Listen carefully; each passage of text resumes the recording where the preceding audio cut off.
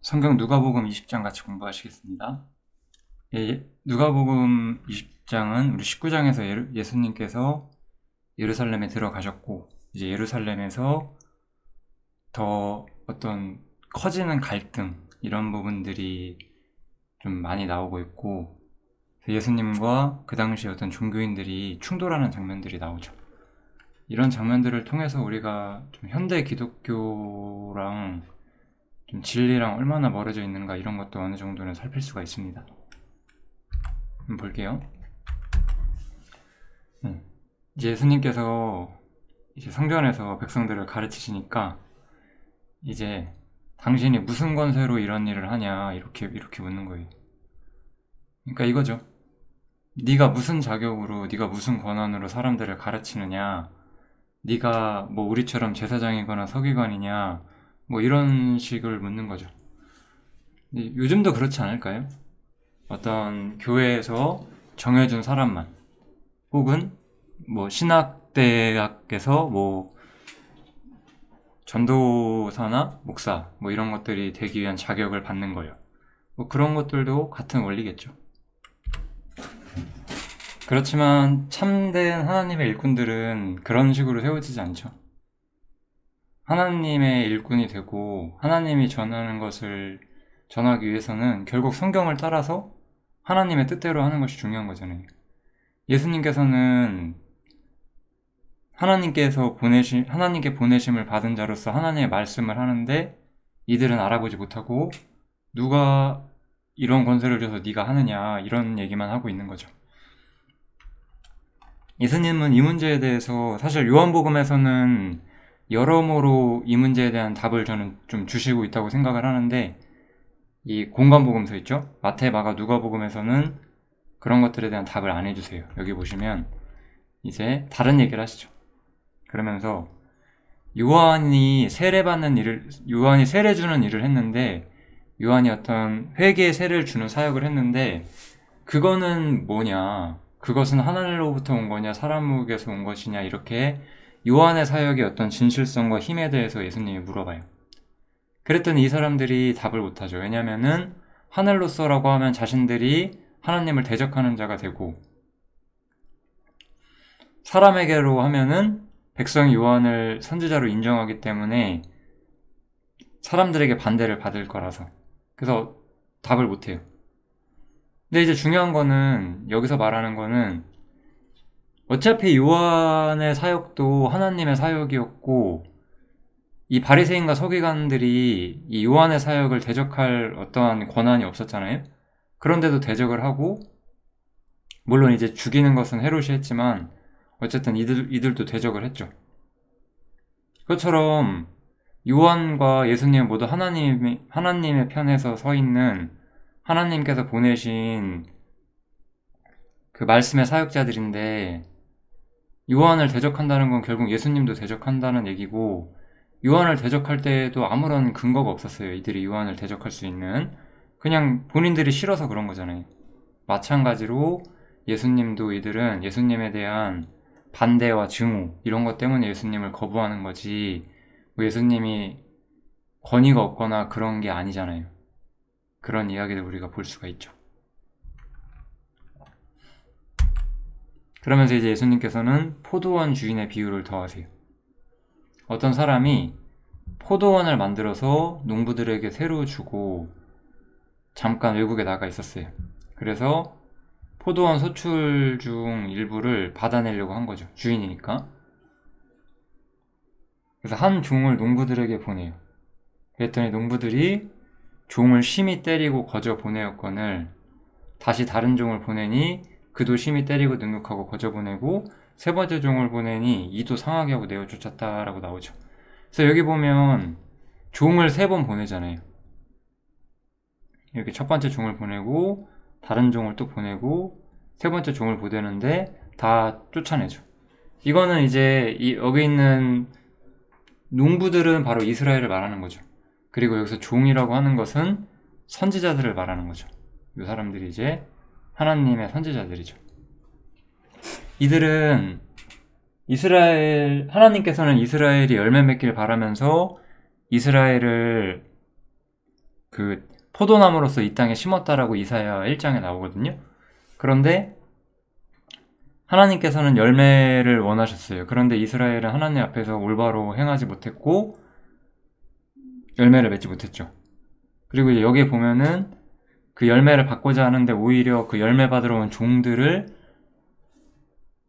어떤 해한다고 표현을 하면서 이것은 이스라엘이 그동안 하나님의 보내신 자들을 항상 대적해왔다는 것을 보여주고 있어요.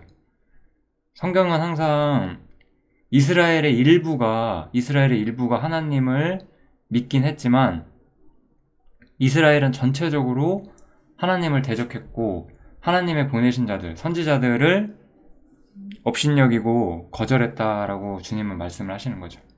이렇게 종들을 보내서 다 쫓아냈기 때문에 이제 포도원 주인이 마지막 방법을 써요. 아들을 보내겠다. 그래서 아들을 보내면 저희가 그는 공경할 것이다 라고 기대를 하면서 아들을 보내죠. 그러니까 이 아들이 바로 예수님이신 거죠. 뭐 우리가 충분히 이러한 어떤 의도를 눈치를 챌 수가 있죠. 그랬더니 어때요? 이 아들을 보내니까 상속자니까 죽이고 그 유업을 우리의 것으로 만들자 이렇게 하는 거죠. 반역을 하는 거죠. 이 아들이 죽게 되면은 어차피 이것들은 다 우리의 것이 될 것이다 라고 하면서 아들을 죽이죠. 이렇게 하면 이제 포도원 주인이 원래 주인이 이 농부들을 어떻게 하겠는가. 엄청난 사실 보복이 있겠죠. 실제로 이렇게 한다면. 그래서 여기서 우리가 볼 수 있는 핵심은 하나님이 보내신 선지자들을 이스라엘이 항상 거절을 해왔고 이제 마지막으로 아들을 보냈는데 아들도 거절했다는 거예요. 세상이 이렇게 했고 이스라엘이 이렇게 했다는 거죠. 그러면서 이것은 이스라엘에 대한 심판을 선언하시는 거예요. 와서 그 농부들을 진멸하고 포도원을 다른 사람들에게 주리라 하시니 이렇게 이야기를 하죠. 그러면서 예수님은 구약성경 인용하세요. 건축자들의 버린 돌이 모퉁이의 머릿돌이 되었느니라 함이 어찌미뇨. 그러니까 이 건축자들의 버린 돌은 누구죠? 이건 예수님이죠. 건축자들은 이스라엘이죠. 이스라엘이 돌을 하나 버렸어요. 그런데 그 버린 돌이 모퉁이의 머릿돌이 되었어요. 주님께서 이스라엘에게 거절당하는 것이 또 다른 온전한 사역의 기초가 된다라고 하는 거죠. 그게 바로 십자가죠. 우리는 이 구절에서 예수님이 이 땅에 초림하셔서 하시는 일이 무엇인지를 정확히 알 수가 있죠. 원래 예수님께서는 메시아로서 항상 이 메시아란 단어는 이스라엘을 이 땅에 하나님 나라로 세우시는 구원자를 의미하는 거죠. 그렇게 예수님께서는 이 땅에 메시아로 오셨어요. 임마누엘로서 하나님으로서 이 땅에 오셨는데 예수님이 어떻게 되죠? 버린 돌이 되는 거죠. 버린 돌이 되셔서 십자가에 달리시잖아요. 그런데 이 십자가를 통해서 뭐가 와요? 교회가 오게 되는 거죠. 예수님의 온전한 순종을 통해서 예수님께서 죽으시고 부활하시고 이제 그분과 함께 죽고 함께 부활하게 된 새로운 토대에 있는 사람들이 세워지고 그게 이제 교회가 되잖아요. 그래서 건축자들의 버린 돌이 모퉁이의 머릿돌이 된다는 이 엄청난 예언의 말씀이 성취가 됩니다. 그래서 무릇 이 돌 위에 떨어지는 자는 깨어지겠고 이 돌이 사람 위에 떨어지면 저로 가루를 만들어 흩으리라 하시니, 즉 이 예수 그리스도를 거부하는 것은 철저한 심판의 어떤 이유가 된다라고 말하는 거죠. 이스라엘이 예수님을 거절한 것은 이스라엘에게 어떤 피할 수 없는 심판의 근거가 된다라고 이야기를 하고 있는 겁니다. 이런 비유들을 듣고 이제 이 거짓 종교인들이 막 분노하죠. 서기관들과 대제사장들이 예수의 이 비유는 자기들을 가리켜 하는 말씀인 줄 알고, 그래도 눈치는 있었어요. 이 사람들이 자기들 말하는 줄 알았어요. 그래서 잡아 죽이고 싶긴 했는데 이제 백성들 눈치가 있어서 그러지는 못했어요. 그래서 이제 이 사람들이 또 다른 꾀를 쓰죠. 예수를 총독의 치리와 권세 아래 붙이려 하여. 그래서 이거는 이제 로마랑 엮어서 뭔가 또 함정에 빠뜨리겠다 이런 표현이겠죠? 그래서 스스로 우인인치하면서 예수의 말을 책잡고자 이렇게 꾀를 써요. 그래서 뭐 어떻게 꾀를 쓰냐? 우리가 가이사에게 세를 바치는 것이 가합니까? 불가합니까? 이렇게 물어보죠. 이게 만약에 가하다고 하면 이스라엘 사람들로서는 배신감을 느낄 수 있고, 불가능하다고 하면은 로마의 어떤 그 정치 권력에 의해서 박해를 받을 수가 있겠죠? 이런 식으로 물어봤어요. 근데 주님께서는 여기에 대해서 전혀 다른 답을 해주시는 거예요. 이 문제는 당대의 이스라엘에게는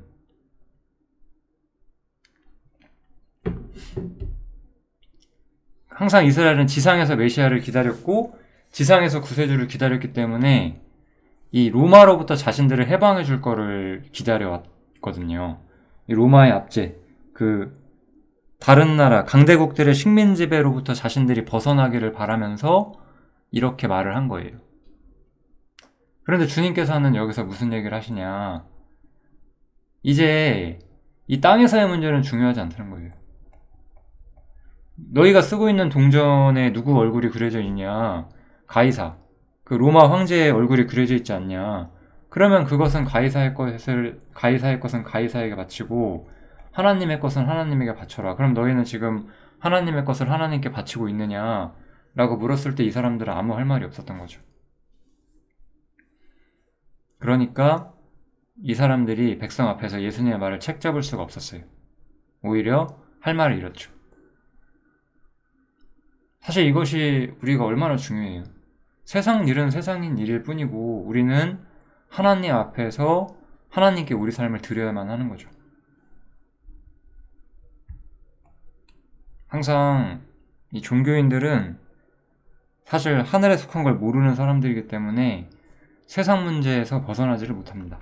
왜냐하면 사실 우리가 구원을 받아야지만 비로소 세상으로부터 자유로워지기 때문에 뭐 이거는 당연한 얘기라고 할 수가 있겠죠. 네. 사두개인들은 또 희귀한 질문을 해요. 사두개인들은 또 부활이 없다고 했어요. 그래서 부활이 없다고 주장하는 사두개인 중에 어떤 이들이 와서 물어서 막 여러 가지 막 복잡한 이야기를 해줘요. 그 이스라엘의 어떤 문화에 따라서 이스라엘이 이제 어떤 남자가 죽게 되면 이제 동생이 원래 형의 부인을 아내로 취해서 기업을 이어줘야 되는 그런 이야기가 나오죠. 제가 누가복음 3장이랑 룻 이야기에서 어느 정도 말씀드렸는데, 아무튼 뭐 그런 거에서 그렇게 해서 막 7이 다 죽고 그러면 이 7 중에서 이 여자가 누구의 부인이 되는 겁니까? 이런 식으로 물어보는 거예요. 시집을 7번 갔으니까 누구의 부인이 되겠느냐 이렇게 묻는 거죠. 그러니까 부활이 없다고 주장하고 있기 때문에 이 사람들은 정말 부활이 있다고 하는 게 아니라 부활이 없다고 주장하기 때문에 이제 부활이 있으면 이러이러한 일이 있게 될 텐데 그거 어떡할 거냐 이렇게 물어보는 거죠. 그러니까 부활이 없다니까 이렇게 억지에 부려서 물어보는 거예요. 그래서 이 답을 하기 전에 우리가 여기서 바리새인과 사두개인들을 볼 수 있어서 미리 한번 정리를 해드리고 갈게요. 언젠가 제가 좀 기회가 된다면 이 주제를 따로 좀 여러 가지 측면에서 더 이야기를 해볼 수도 있을 것 같긴 한데, 여기서 그냥 간결하게 성경에서는 결국 바리새인과 사두개인 이렇게 두 부류의 주님을 대적하는 부류들이 나오거든요. 이 사람들은, 바리새인들은 성경의 약속을 믿는 사람들이에요. 이 사람들은 부활도 믿었고 뭐 하나님의 약속도 믿었고 다 믿었어요. 그런데 실제로는 외식했고 주님을 거부하는 대로 나아갔죠. 그런데 사두개인들은 현실적인 방식의 종교를 추구하죠. 이 사람들에게 종교라는 것은 세상을 더 올바르게 바꾸는 거예요. 영원한 세계에 대한 문제가 아니라. 그래도 바리새인들은 영원한 세계를 생각하는 사람들이었어요. 그런데 저 사람들은 외식하고 있었죠. 뭐 제가 세상 모든 종교를 보지 못했지만 제가 느끼기에 사실 사두개인이 정말 한 80은 되는 것 같아요. 이 기독교 세계 전체에서 최소 80은 사두개인들인 것 같아요. 그냥 뭐 자신의 사업이나 뭐 정치, 뭐 그 외 여러 가지 그런 걸 위해서 그냥 교회에 다니는 거죠. 친구도 만나고 새로운 인간관계도 쌓고 뭐 여러 가지 이유로 그냥 종교를 사용하는 거죠. 청년들은 그 결혼하러도 많이 가더라고요, 보니까. 뭐 그런 것들이요. 그런 것들 전부 다 사두개인 같은 종교 방식이죠. 이 사람들은 성경은 진짜로 믿었는데 외식하는 거예요. 자기 의를 추구하고 하나님 앞에서 자신을 스스로 세우려고 하고 실제로는 진리의 기독교, 또 인간은 철저하게 죄인이고 아무것도 아니라는 것, 모든 것을 하나님께로부터 가져와야 된다는 것을 거부하고 자신의 힘으로 신앙생활을 하는 거죠. 바리새인 같은 부류는 적지만 훨씬 더 위험해요. 왜냐면은 이 사람들은 자신들이 진짜 천국 확실히 간다라고 되게 생각해요. 사두개인들은 본인들이 천국 간다는 생각 잘 안 해요. 왜냐면은 사두개인들은 종교가 그냥 이 세상에서 세상을 잘 살게 하는 정도의 용도라고 생각을 하기 때문에 별로 그런 거 관심도 없어요. 실제로는. 입으로는 말할지도 모르지만. 그런데 이 바리새인들은 나름대로, 그러니까 우리 시대로 말하면 기독교 교리에 대한 기본적인 이해가 있고 그것을 믿는 사람들이에요. 성경의 사실이고 영원한 심판이 있고 주님을 믿어서 천국에 가야 한다, 이런 것들에 대한 기본적인 이해가 있고 그걸 믿는 척하는 사람들이지만 실제로는 하나님 앞에 정말로 굴복해 본 적이 없는 사람들인 거죠. 저 바리새인들의 무리는 자신들이 진짜 하나님을 잘 믿는다고 생각해요. 그런데 실제로는 그렇지 않죠. 아무튼 이렇게 해서 바리새인과 사두개인들이 있는데, 이 사두개인들이 아까 부활에 대한 질문을 했고 예수님께서는 이 부활에 대해 답을 해주시죠. 부활은 단지 다시 살아나서 이 세상으로 다시 들어오는 것이 아니다라고 말하는 거예요. 다른 세상으로 들어가는 것이다, 이렇게. 이 세상의 자녀들은 장가도 가고 시집도 가지만 저 세상과 죽은 자 가운데서 부활을 얻기에 합당히 여기는 자들은 장가가고 시집가는 날이 없고 천사와 동등이고 부활의 자녀로서 하나님의 자녀다. 전혀 새로운 존재가 돼서 전혀 새로운 세상에 참여하는 것이고 시집가고 장가가는 이런 일들과는 상관이 없다는 거예요. 이 세상과는 상관이 없다는 거예요. 부활은 이런 문제다라고 이야기를 해주시는 거죠. 즉 이거는 사두개인들은 부활을 부인하기 때문에 니네는 부활이 뭔지 전혀 이해하지 못하고 있다, 이렇게 예수님은 답을 해주시는 것이고 하나의 근거를 대주시죠. 여기서 이제 출애굽기를 사용을 하거든요. 예수님께서 모세가 가시나무 떨기에 관한 것을 보였을 때 이게 어디냐면은 이게 출애굽기 3장이에요. 주님께서 여기서 출애굽기 3장을 쓰는 이유가 있을 거예요. 왜냐하면 우리가 다시 한번 바리새인과 사두개인을 보면 바리새인들은 구약성경 39권을 다 믿었다라고 전해져요. 교리로서 인정했다는 거죠. 사두개인은 모세오경 5개만 생활 규범으로서 인정을 한다고 전해지고 있어요. 그러니까 사두개인도 모세오경은 인정한다는 거예요. 그러니까 모세오경을 통해서 부활이 실제한다는 것을 예수님이 증명하시는 거죠. 성경에 보면 이 출애굽기에서 모세가 하나님을 만날 때 하나님께서 자신을 아브라함의 하나님이요 이삭의 하나님이요 야곱의 하나님이시다, 이렇게 본인을 칭하시는데 이건 무슨 뜻이냐? 하나님은 죽은 자의 하나님이라고 칭하시지 않는다는 거예요. 항상 하나님은 항상 산 자의 하나님이고, 이것은 결국 아브라함이나 이삭이나 야곱이 사실 모세가 살기 400년 전에 이미 죽은 사람들이잖아요. 그런데 하나님 앞에서는 이 사람들이 죽은 적이 없다는 거예요. 이 사람들은 하나님 앞에서 여전히 살아있고, 그러니까 하나님께서는 아브라함의 하나님, 이삭의 하나님, 야곱의 하나님이시라고 자신을 칭하실 수가 있었다, 이렇게 말하는 거죠. 그래서 죽은 자가 살아난다는 문제는 단순히 어떤 죽은 자가 진짜 살아나서 이 세상에 다시 들어온다는 개념이 아니라 항상 하나님 앞에 살아있고 하나님 앞에서 새로운 존재로서 새로운 세상에 들어가는 것이 부활 교리가 말하는 최종적인 결론이다. 이렇게 이야기를 해주고 있는 거예요. 그렇게 함으로써 부활을 믿지 않는 사두개인은 전혀 잘못된 종교를 만들어가고 있다는 것을 책망을 하는 거죠. 지금도 사실 사두개인들 한번 집에 TV 있으시면은 CBS 방송 같은 거 있잖아요. CTS인가요? 뭐 이런 기독교 방송 이런 거 한번 틀어보세요. 사두개인들이 그냥 24시간 내내 나와요. 여기 나온 사람 중에서 바리새인도 없어요. 제가 보기엔. 바리새인들은 좀 더 철저하게 종교를 많이 생각하는 사람들이기도 하죠.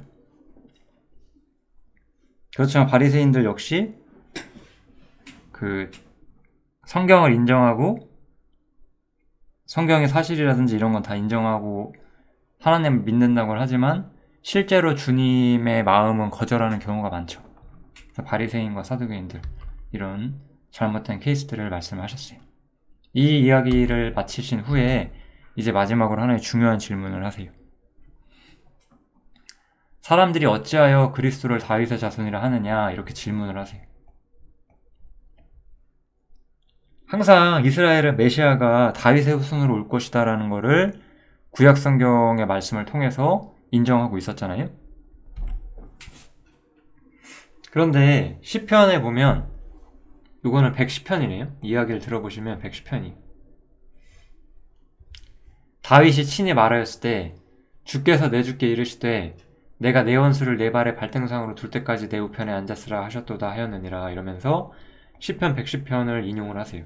여기 보시면 주께서 이건 하나님이시잖아요. 하나님께서 내 주께 이르시되 이 내 주는 사실 예수님을 말씀하시는 거겠죠. 여기 보면은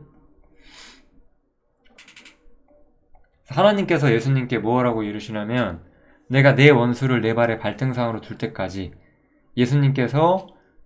하나님께서 예수님의 원수를 예수님 앞에 무릎 꿇리고 심판하실 때까지는 잠깐 내 우편에 있어라 라고 말씀을 하신다는 거예요. 하나님 보좌 우편에. 그렇다면 그래서 다윗이 그리스도를 주로 칭하셨으니 어찌 그의 자손이 되겠느냐라고 말씀을 하세요.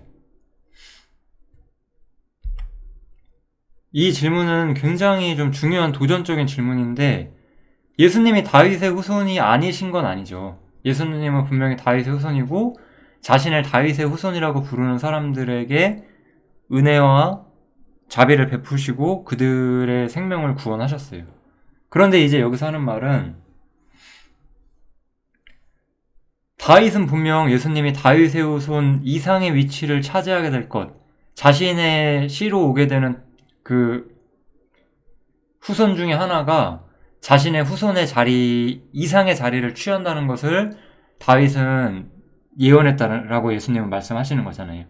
그러면서 무엇을 이야기하느냐, 이 메시아가 하나님 보좌 우편에 앉게 될 것이다 라고 이야기를 하면서 그럼 이 하나님 보좌 우편과 다윗의 후손이라는 자리가 있어요. 어디가 더 높을까요? 사실 이 두 개 중에서 당연히 이 하나님의 우편이 더 높죠. 그럼 이 하나님의 우편에 계실 분이 어떻게 그분의 자손이 될 수가 있겠느냐라고 이야기를 하는 거예요. 즉 예수님은 다윗의 후손으로서의 자리를 취하시지 않는다는 거예요. 예수님은 다윗의 후손으로서의 자리를 취하시지 않고 하나님 보좌 우편의 자리를 취하실 거라는 뜻이죠. 그럼 예수님께서 하나님 보좌 우편에 앉기 위해서 어떻게 하시나요? 십자가에 달리시는 거죠. 예수님께서 십자가에 달리셔서 하나님의 모든 뜻을 성취하시고 하나님을 기쁘시게 하셨기 때문에 하나님께서는 예수님의 모든 희생과 십자가 희생을 기뻐 받으시고 예수님을 하나님 보좌 우편으로 올리신다는 거죠. 이 이야기는 결국 이스라엘이 나를 거절하기 때문에 이스라엘에 대한 하나님의 모든 예언은 잠시 유보될 것이고 예수님께서 하나님 보좌 우편에 올라가고 새로운 형태의 어떤 신앙 공동체가 생길 것이다. 이 이야기를 하면서 너희들은 나를 거절할 것이다. 다윗의 후손으로서 나를 거절할 테지만 그로 인해 더 큰 하나님의 뜻과 목적이 성취되는 위대한 일이 일어나게 될 것이다.